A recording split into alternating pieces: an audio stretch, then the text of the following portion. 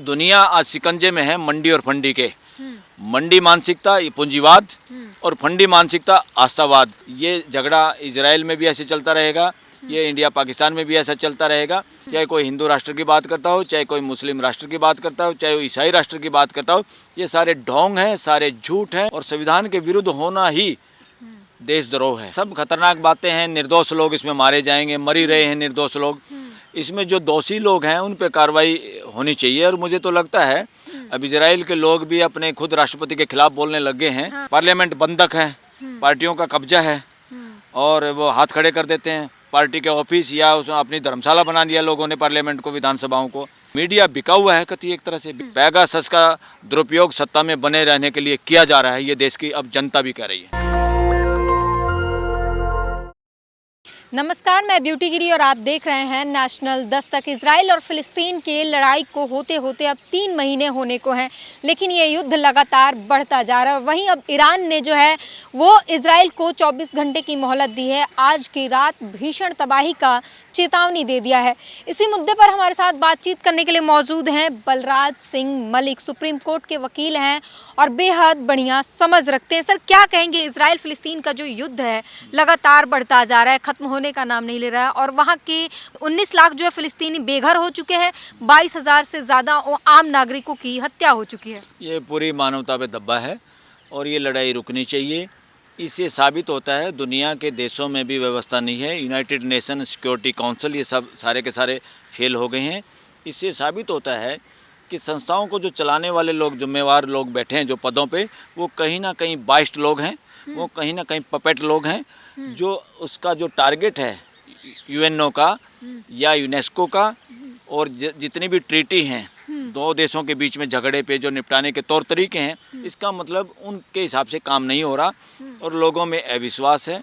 और जो नेता जो लोग हैं, ये नेता लोग सत्ताओं में बने रहने के लिए देशों की लड़ाइयों को, समाज की लड़ाइयों को रुकने नहीं देना चाहते, बढ़ाते हैं। आज पूरी दुनिया उस दौर से गुजर रही है जो राजाओं का दौर तो ख़त्म हो गया था, डेमोक्रेसी का दौर आया है। मगर डेमोक्रेसी में भी कहीं ना कहीं शासन मानसिकता हावी है। जो लोग एक बार भी भूल भटक के लीडर बन जाता है, डेमोक्रेसी में कोई उम्मीदवार चुना जाता है, जनप्रतिनिधि हो जाता है, वो लगातार उसमें बने रहने के चक्कर में और उसका मिसयूज करने के चक्कर में और सत्ता का दुरुपयोग करता है।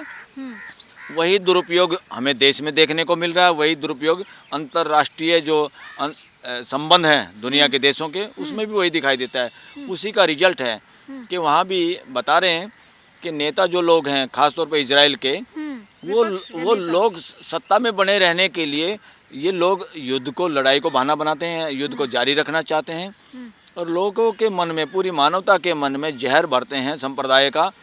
हिंदू, मुसलमान, सिख, ईसाई, पारसी, नॉन पारसी, यहूदी, नॉन यहूदी, पूरी मानव जाति शांति से रहना चाहती है। ये सारा का सारा बेड़ा गर्क इस देश और दुनिया की राजनीति में बैठे हुए जो लोग हैं, उनकी मानसिकता मानवीय नहीं है, डेमोक्रेटिक नहीं है। वो सारे के सारे लोग सत्ता में बने रहने के लिए, आप चारों तरफ देख लो पूरे विश्व में बहुत कम देश बचे हैं जहाँ पे जनता की भागीदारी ज़्यादा है और कंट्रोल किया हुआ अपने जनप्रतिनिधियों पे। वरना ज़्यादा से ज़्यादा जनप्रतिनिधि पूरी जनता को कंट्रोल करने की कोशिश करते हैं और बेलगाम होके घूम रहे हैं और बेलगाम होके शोषण कर रहे हैं देश का और सत्ता पे कब्जा जमाने के लिए वो लड़ाई तक करवा रहे हैं आपस में। इजराइल और फिलिस्तीन सत्ता में रहना है तो जनता को लड़वा दो, कभी धर्म के नाम पे, कभी किसी जाति के नाम पे। बिल्कुल बिल्कुल, एक वोट ज़्यादा लेने के चक्कर में। और जबकि डेमोक्रेसी में एक वोट लेने का चक्कर इसलिए नहीं है कि तुम वोट ले लो इसलिए जनप्रतिनिधि बनोगे। वो तो एक तरीका था कि मोस्ट अप्रोप्रिएट तरीका यही है कि इलेक्शन कराया जाए और जिसके पक्ष में ज़्यादा लोग हों उसको जनप्रतिनिधि उस वक़्त का मान लिया जाए। मगर उसका मतलब ये नहीं है कि वो जनप्रतिनिधि ठेकेदार हो गया। वो 1 वोट से 2 वोट से जीता हुआ आदमी ठेकेदार नहीं है। वो अपोजिशन या दूसरे जो लोग नहीं चुने हुए हैं उनकी भी भागीदारी बनी रहनी चाहिए। डेमोक्रेसी की ये मांग है, संविधान की भी ये मांग है।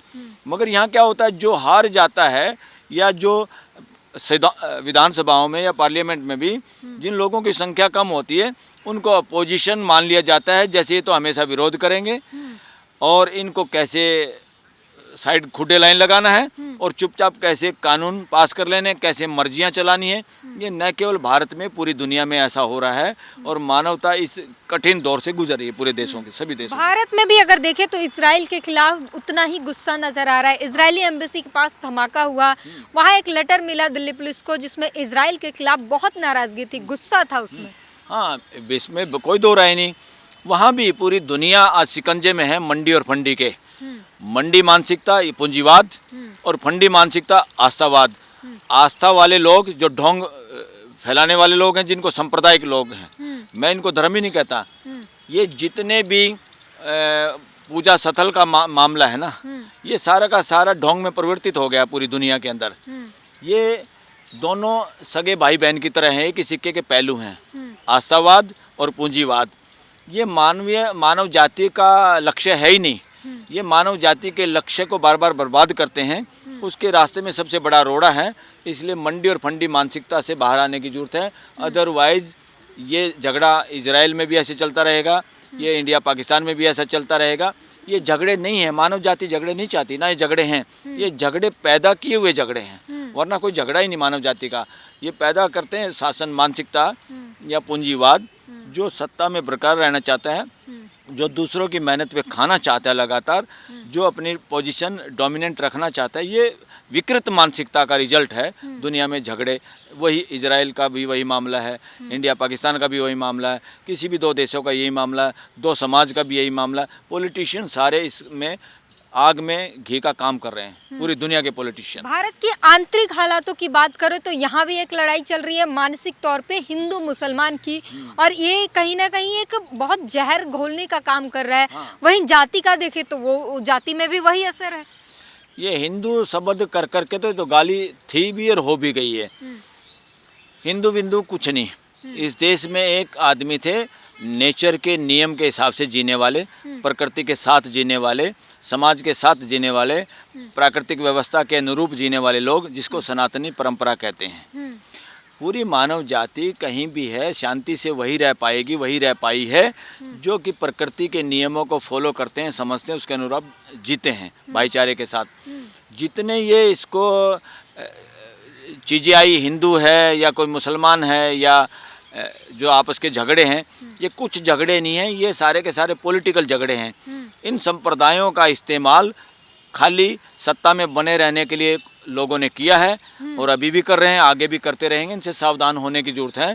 चाहे कोई हिंदू राष्ट्र की बात करता हो, चाहे कोई मुस्लिम राष्ट्र की बात करता हो, चाहे ईसाई राष्ट्र की बात करता हो, ये सारे ढोंग हैं, सारे झूठ हैं, ये सही प्राकृतिक नियम पे आधारित नहीं है, ये विकृत मानसिकता का रिजल्ट है। इसलिए भारत में भी जो हिंदू मुसलमान करके जो बात करें, यानी कुछ कानून भी ऐसा, एक वो सीए क्या कौन सा कानून था, उसमें भी कहा कि बाहर का कोई आदमी आएगा हिंदू, उसको प्रताड़ित किया जाएगा, उसको नागरिकता दे देंगे यहाँ पर। अरे प्रताड़ित तो कोई मुसलमान होगा तो उसको नहीं दोगे। इस देश में इतने % मुसलमान हैं, अगर बाहर कोई मुस्लिम भी है, अगर कानून को तो कम से कम धर्मनिरपेक्ष बनाओ। पूरी मानव जाति एक समान है, इसको बांट के कहाँ ले जाओगे? इसका मतलब तुम बंटवारे में और मजबूत कर रहे हो बंटवारे को, जबकि हमारा संविधान जाति धर्म के संप्रदाय के बंटवारे को ख़त्म करना चाहता है, इसको सफाई करना चाहता है कि पूरा मानव जाति शिक्षा के जरिए भी, संविधान के जरिए भी, कि हर आदमी मेरे जैसा आदमी है। हम न केवल इस देश में 140 करोड़ भाई बहन या परिवार के लोग हैं, हम 700-800 करोड़ भी इस धरती पे रहने वाला एक परिवार है। वो मानसिकता बनाने की जरूरत है, जिसमें आज जो माहौल चल रहा है ये उसके विरुद्ध है। इसका मतलब ये संविधान के विरुद्ध है, और संविधान के विरुद्ध होना ही देशद्रोह है। लोगों के भाईचारा बिगाड़ना ही देशद्रोह है। लोगों में जातिवाद, संप्रदायवाद को ज़्यादा गहरा बनाना, स्ट्रॉन्ग करना देशद्रोह है। इसलिए असली देशद्रोही आजकल, बहुत सारे असली देशद्रोही संवैधानिक पदों पे बैठे हुए हैं। देशद्रोही मानसिकता के लोगों का कब्जा राज्य के हर अंग पे हो चुका है। इससे सावधानी भी और इसकी सफाई की भी बहुत जरूरत है। अगर इजराइल की बात करें तो इजराइल के एक अटैक के बाद ईरान ने उसे 24 घंटे की मोहलत दी है। कहा है कि इजराइल का किस्सा अब खत्म कर देंगे और आज की रात जो है इजराइल को बहुत बड़ा भुगतान करना पड़ेगा। देखो, ये सब खतरनाक बातें हैं। निर्दोष लोग इसमें मारे जाएंगे, मर ही रहे हैं निर्दोष लोग। इसमें जो दोषी लोग हैं उन पे कार्रवाई होनी चाहिए। और मुझे तो लगता है अब इजराइल के लोग भी अपने खुद राष्ट्रपति के खिलाफ बोलने लग गए हैं। हाँ। और सही है, लोगों को ही बोलना पड़ेगा। इन लोगों को हमने, किसी को मान लो हमने चुन लिया, अगर वो काम नहीं करता लोगों के अनुरूप, लोग तो भाईचारे से रहना चाहते हैं। वो सत्ता बनाने के चक्कर में लोगों को लड़ाना और उसका मिसयूज करना चाहते हैं, उनको वोट लेने के चक्कर में। तो ये गलत हो रहा है। ये न केवल इजराइल में हो रहा है, ये भारत में भी ऐसे हो रहा है, बहुत सारे डेमोक्रेटिक देशों में ऐसे हो रहा है। पूरी दुनिया के लोगों को और जागना पड़ेगा और इन चीज़ों से बाहर आने पड़ेगा। और इन लोगों को कंट्रोल करने के लिए देश की जनता को, यानी जनरल बॉडी जो मालिक हैं देश के, उनको आना पड़ेगा। जब संवैधानिक संस्थाओं पे कब्जा हो जाता है विकृत मानसिकताओं का, तो उसका छुटकारा फिर भरोसा किसी पे करने की जरूरत क्या है। विश्वास तो रखें, पर विश्वास जब डगमगा जाता है तो क्या करें, कहाँ इलाज है। मान लो सरकार खुद गड़बड़ फैला रही है, सरकार सत्ता में बनाए रहना चाहती है, पार्लियामेंट बंधक है, पार्टियों का कब्जा है, और वो हाथ खड़े कर देते हैं पार्टी के ऑफिस, या उसमें अपनी धर्मशाला बना लिया लोगों ने पार्लियामेंट को, विधानसभाओं को। कोर्टों में दबाव में है कोर्ट, समय पे न्याय नहीं दे पा रही, सत्ता पक्ष के खिलाफ बड़े स्लो चलाते हैं मामले, एडजोन पे एडजोनमेंट होती है। तो आखिर कहाँ जाए लोग। मीडिया बिका हुआ है, कति एक तरह से बिका हुआ का मतलब गोदी मीडिया, बिका हुआ का मतलब जो देश की आवाज़ नहीं उठाता। वे सारे देशद्रोही उसमें शामिल होते हैं, जो संविधान के अनुरूप काम नहीं करता। कोई भी हो, इस देश का कोई मंत्री संतरी हो, स्टेट का कोई मंत्री संतरी हो, पार्लियामेंट के एमपी हो, मीडिया के लोग हों, हाई कोर्ट सुप्रीम कोर्ट देश के जुडिशरी के जज हों, जो लोग संविधान की रक्षा नहीं कर रहे, संविधान के अनुरूप नहीं चल रहे, संविधान के प्रीएम्बल को और लोगों के फंडामेंटल राइट को सुरक्षित नहीं करे, सारे के सारे देशद्रोही हैं, देशद्रोही की श्रेणी में आते हैं। असली देशद्रोही सुरक्षित बैठे हुए हैं पदों पे, देश के पैसे से तनख्वाह ले रहे हैं और काम कर रहे हैं सारा का सारा देश के खिलाफ। तो जनता को ऐसे मौके पे खुद सामने आना चाहिए और एक संवैधानिक तरीके से हर संस्था का विरोध करना चाहिए, और इस तरह से जागरूकता करके और माहौल ऐसा बना के इसको और व्यवस्थित तरीके से देश को बनाने का प्रयास करना चाहिए। जिस मीडिया का जो काम होता है सब जनता के हित की बात करना, सवाल करना सरकार से, वो मीडिया अब कहीं ना कहीं सरकार की पीआर टीम की तरह काम करने लग गई है। बिल्कुल, पीआर टीम की नहीं, वो षड्यंत्र फैलाने पे लगे हुए हैं। देश के खिलाफ षड्यंत्र फैला रहे हैं आज का मीडिया, देश की खबर नहीं फैला रहे हैं, देश की जायज़ बातें नहीं दिखा रहे। अरे वो एक लड़की थी, जब केस हो गया था दिल्ली में रेप का, जिसपे कानून में भी बदलाव आया था, अब निर्भया कांड। ये निर्भया कांड से बड़ा कांड है। और आईटी सेल, तुमने आईटी सेल ऐसा बनाया, तुम्हारा आईटी सेल देशद्रोही है, तुम देश के खिलाफ काम कर रहे हो, देश के लोग जो आवाज़ उठाते हैं उनके खिलाफ तुम उसमें प्रचार प्रसार करते हो आईटी सेल पे।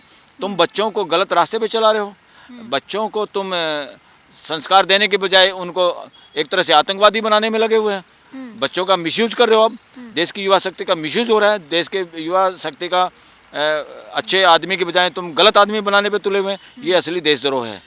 इसलिए ये सारा का सारा लोगों के नोटिस में है और लोगों को खुद नोटिस लेना चाहिए, जैसे ड्राइवरों ने नोटिस लिया। इसलिए ड्राइवरों को सत सत नमन, इस देश के ड्राइवरों को। अब किसी से भी बात करें, चाहे वो वकील हो या जनता हो या कोई और हो, जिससे भी बात करते हैं सभी यही कहते हैं कि इजराइल का जो प्रधानमंत्री है बेंजामिन नेतन्याहू, वैसा ही प्रधानमंत्री भारत का है और दोनों तानाशाह हैं। अपनी सत्ता में रहने के लिए वो किसी भी हद तक जा सकते हैं। ये हम नहीं, जनता की आवाज़ है, ये हम नहीं कहते। और जिस तरीके से इजराइल को बार बार ईरान नोटिस दे रहा है, वो चेतावनी दे रहा है कि वो आखिरी समय है, इजराइल का खात्मा करके मानेगा और इसके बाद जो है लगातार उस पर हमले। चाहता हूँ, लोग ये कह रहे हैं, वकील भी सुप्रीम कोर्ट के ये कह रहे हैं कि इजराइल से लिया हुआ पेगासस, जिसमें कंडीशन है सिर्फ सरकार को दे सकते हैं, सुरक्षा के मामलों में उसका यूज किया जा सकता है। लोग ये कह रहे हैं, देश के लोग, और ये दिखाई भी दे रहा है कि पेगासस का यूज देश की सुरक्षा की बजाय देश में के नेताओं को, अपोजिशन के लोगों को, आम आदमी को, अच्छे लोगों को, जो देश के साथ अन्याय की बात को उजागर करते हैं, उनके खिलाफ इसको दुरुपयोग किया जा रहा है। पेगासस का दुरुपयोग सत्ता में बने रहने के लिए किया जा रहा है। ये देश की अब जनता भी कह रही है। तो सरकार के हर एक चाल को अब जनता समझने लगी है और उस पर आवाज़ भी खड़ी करने लगी है। पूरी बातचीत पर अपनी प्रतिक्रिया जरूर दीजिए। कैमरामैन आशीष के साथ ब्यूटी गिरी, नेशनल दस्तक। नेशनल दस्तक की आपसे गुजारिश है कि अगर इसको बचाना चाहते हैं तो नेशनल दस्तक को सब्सक्राइब करने के लिए रेड कलर के सब्सक्राइब बटन को दबाएं, फिर बेल आइकन की घंटी दबाएं। नेशनल दस्तक को बचाने के लिए बहुत जरूरी है कि हर खबर को शेयर करें, लाइक करें, कमेंट जरूर करें।